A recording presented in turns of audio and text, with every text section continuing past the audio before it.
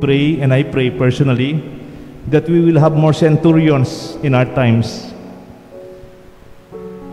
We need more leaders with the attitude, with the genuine care of humility and faith of the centurion. His love for the lowly servant, his support and respect to those who are not like him. It is a dream leader we long for, but I hope the centurion's humility, faith, and acknowledgement of the authority of others, especially the authority of God to him, that is what we admire.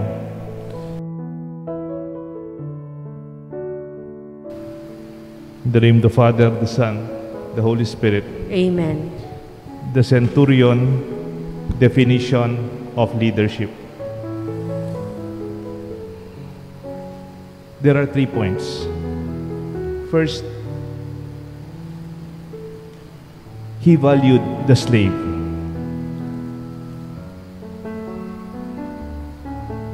A centurion had a slave who was ill and about to die, and he was valuable to him. In management language, there are 2 kinds of skills, what they call hard skills and soft skills. The hard skills would be maybe your training in engineering, your technical specialization, or whatever the core business of your industry or organization. Relationships with co-workers, people skills, and concern for others are called soft skills. But it does not mean the other is greater than the other. The 2 skills are equal in value. We have gone to schools and many years of specialization in higher education, especially for leaders. We at times take for granted the human part of leadership.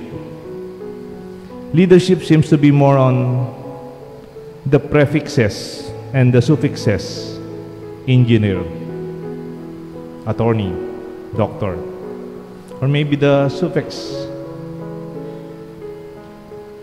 PhD, MA, MBA, and whatever we have. It's about our titles: boss, manager, vice president, senior vice president, supervisor, director. It's about power, authority, privileges, perks. The centurion, given that he is a powerful man, centurion is the commander of 100 soldiers, was asking the help of Jesus for healing. Not for himself, not even for his family. He was asking for healing for his slave. Di ba po marami tayong mga kwento sa Ebanghelyo, narinig natin yung lumalapit si Jesus dahil may sakit sila o may sakit ang kanyang anak. Pero itong centurion, nagpalapit kay Jesus, may sakit ang kanyang alila, a slave. This is quite rare for military Roman officers during Jesus' time. With all the authority, whose main role is to subjugate, to suppress, and to exert power, yet his concern was his sick servant. The true value of the person is primordial to any organization, business, and endeavor. Parang tinuturo sa atin ng centurion, gusto mong maging leader, wag lang yung matas ang pinag-aralan mo o magaling ka sa ginagawa mo or an expert in your specialization or you have the titles and authority and the perks. Gusto mong maging leader, matuto kang pagmamahal sa mga taong naibigay sa iyo. Actually, this touched Jesus. Why do you care about your slave? For the centurion can simply dispose of the slave and buy another one. Noon po, literally, even the times of Jesus, you could, as a Roman officer, you can always get another younger, stronger slave. And yet, he cared for his slave. The value of the person. Kaya po kung ikaw ay leader, ikaw ay supervisor sa eskwelahan, o supervisor ka sa inyong mga negosyo, tignan mo ang halaga ng tao. Hindi lang yung produkto, hindi lang yung output, hindi lang yung report, hindi lang yung activity or achievement. It is the person. Alam niyo po, tawag kami sa aming mga pare. Tawag sa aming mga pare sa English, parish priest. Sa Kapampangan, actually it is Spanish. Ang tawag sa amin, cura paroko. Yung cura, galing sa salitang care, pagmamahal. Kaya cura paroko, gusto lang sabihin ng cura paroko, caregiver ng parokya. Not because of the authority, not because of the position or the title, but I hope my primary role here is to express the care, the love, and the presence of the Lord in our midst. Saint John Chrysostom, the feast day we celebrate today, sabi po nito, he was called the man with the golden tongue. Magaling po siyang mangaral. Sabi niya, if you do not see Christ in the beggar by the door of the church, you will not see Christ inside the church. Kung hindi mo nakikita si Kristo sa mga nagpapalimos sa harap ng simbahan, hindi mo makikita si Kristo sa loob ng simbahan. Precisely, the centurion, though he is not Jewish, he was even considered Gentile. Ang gusto sabihin ng Gentile, walang Diyos, no? Walang pananampalataya.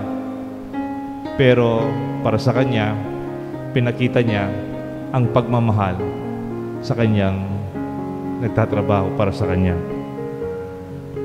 Sometimes people can display their luxury cars, their big houses, their successful business, pero makikita mo how they care for their people. In our church, one of the primary social teachings natin is the dignity of all human person. Kaya nga, una po ito in terms of the centurion definition of leadership. Take good care of your people.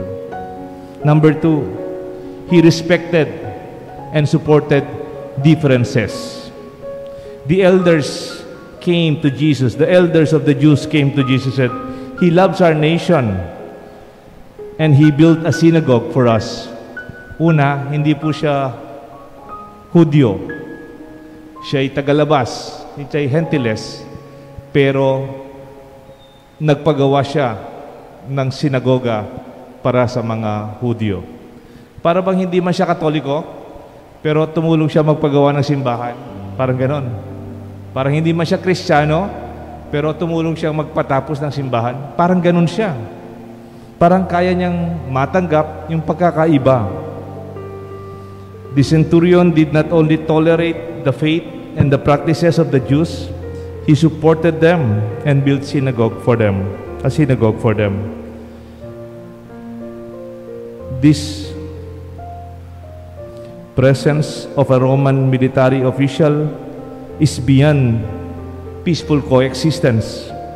He reached out to acknowledge, respect, and support that even when he was different in faith. Sometimes we hear the haughty expression, what are we in power for? Di ba? Pag medyo may upaya ng mga tao, mayroong nakatikim sila ng superiority or authority. What are we in power for? Bakit pa tayo nakaposisyon? This assumes privileges and discretions of people in power, but at times they abuse for personal gains, for self and private advantage. But here, the centurion never used his power to help himself, but he used his power to help another person. Baka naman kayo, meron kayong kapasidad makatulong, makapagbigay ng kabutihan sa iba, kayang-kaya mo naman, then find the centurion as your model. Number 3, he is a man of humility and genuine faith. The centurion sent his friends to tell Jesus, "Lord, do not trouble yourself, for I am not worthy to have you enter under my roof.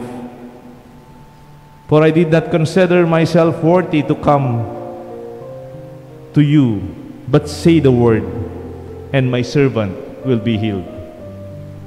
Di ba po pag nagko-communion tayo, bago tayo mag-communion, bago po tayo mag-communion, sinasabi natin itong salita ng centurion? This is the prayer of any Catholic before you receive Jesus. It is the prayer of a person who even considered Gentile. Lord, I am not worthy to receive you under my roof, but only say the word, and my slave would be healed.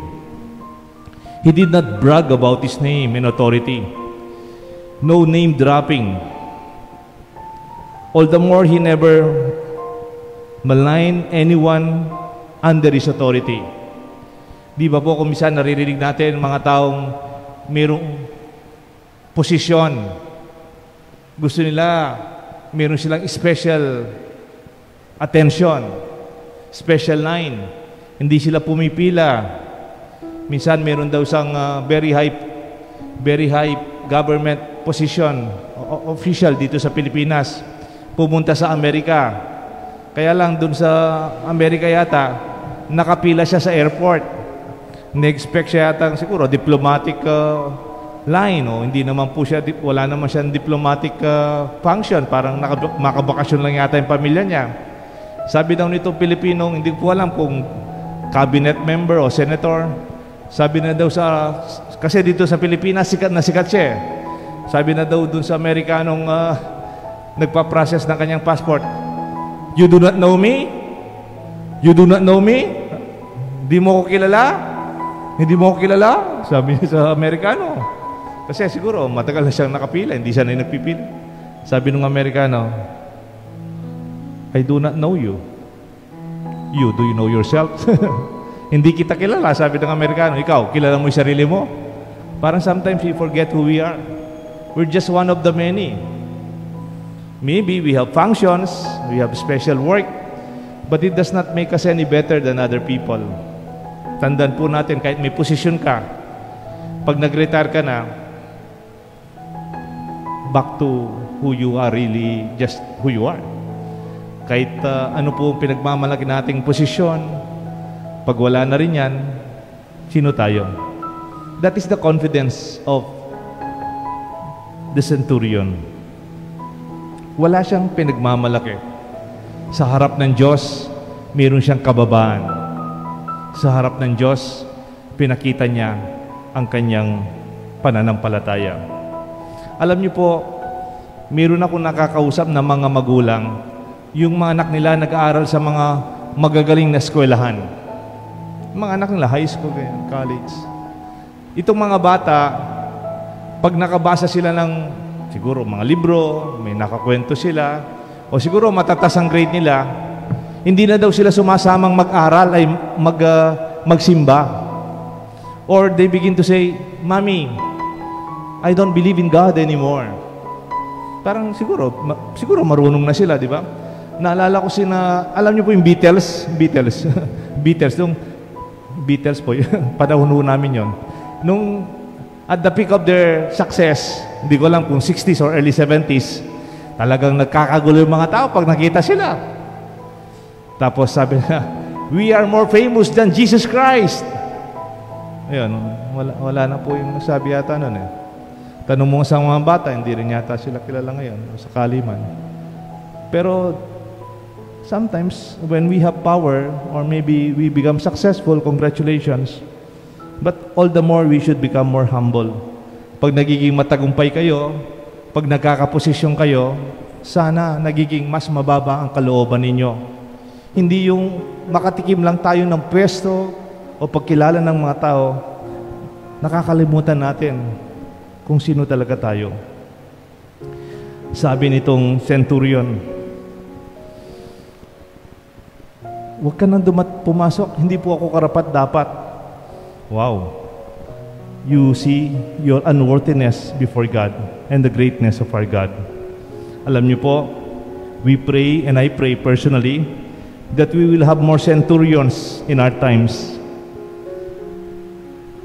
We need more leaders with the attitude, with the genuine care of humility and faith of the centurion. His love for the lowly servant, his support and respect to those who are not like him.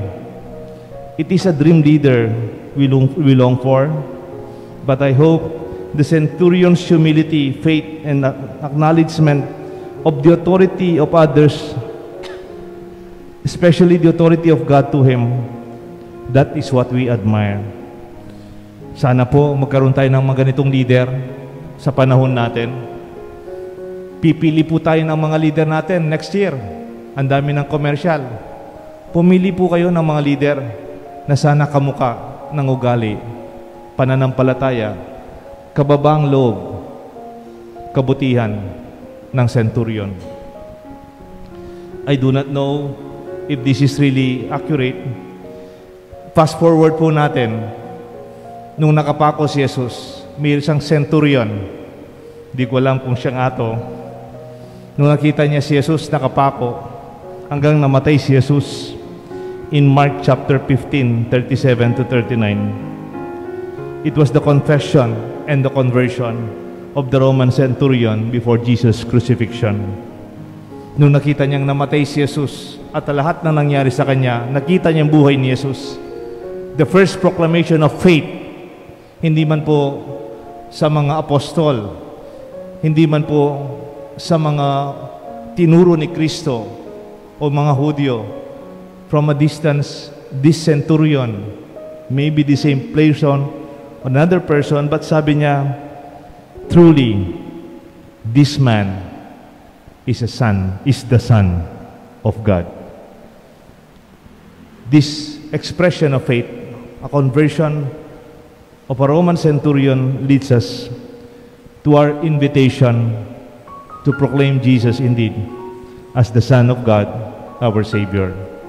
Sana po kahit nagiging sikat na tayo, tanyag at makapangyarihan, sana hindi natin naisip tayo ay Diyos. We are not gods. We are still His creatures. Let the centurion lead us and how we can lead our people. In the name of the Father, the Son, and the Holy Spirit. Amen.